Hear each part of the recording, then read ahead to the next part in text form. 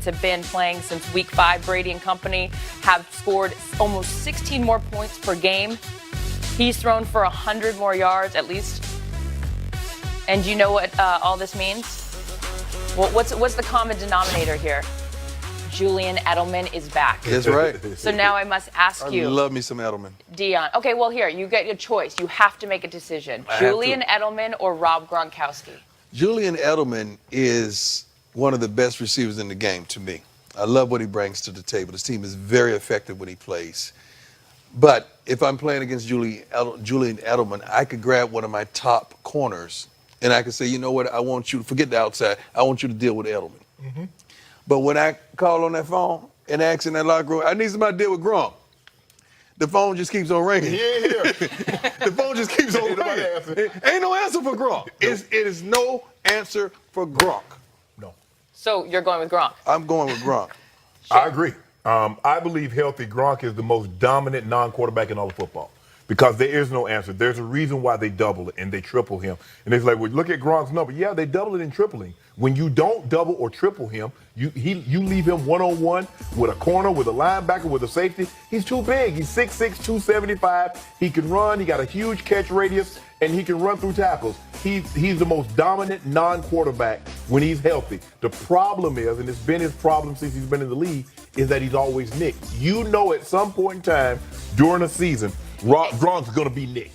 No one's denying what a player Rob Gronkowski is. But the Patriots are now 10-1 over the last 3 seasons The Patriots without is good. him. But, you know, that's not an indictment on Gronk. No, I'm sure. But They're what just I'm saying, good. they can win without him. They can win with anybody other than Brady. Other than Brady. Okay, so and Belichick. So do you rest Gronk, to your point about him always being nicked up? Do you put him on the sidelines, rest him till later in the season if you know you can win without him? Gronk is not that kind of guy where he's going to allow you to rest him. He loves to play the game. Mm-hmm. So if he's healthy, he's going to play. He's not the kind of guy that say, hey, man, I want you to take this week off. No, but if he's really hurt.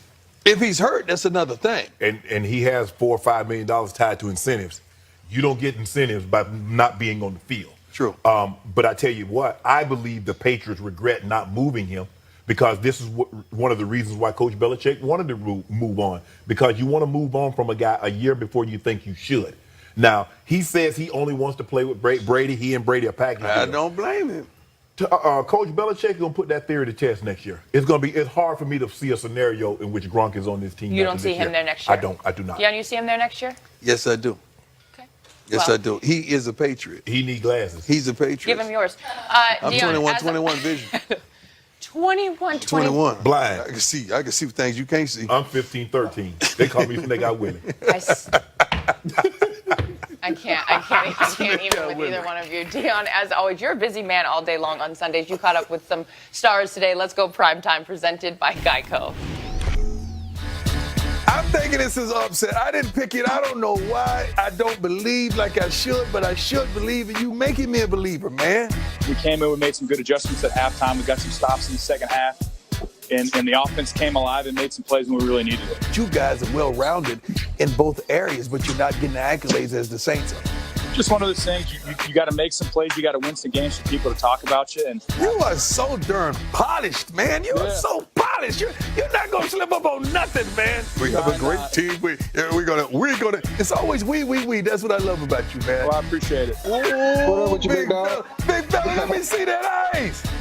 Oh, somebody knew they was gonna ball today.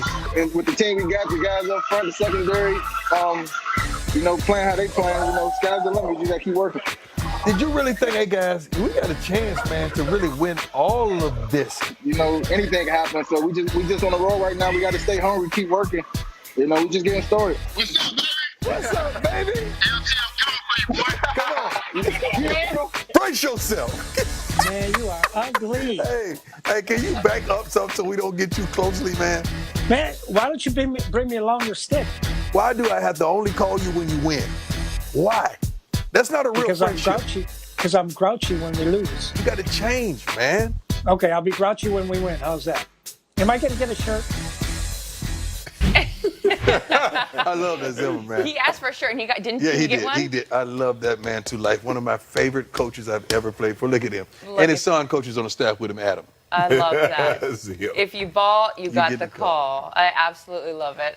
We got plenty more coming your way. Blake Bortles Oh, yeah. Hey, went let's hurry up and from go. bad to bench on Sunday. This is a preview of what's to come.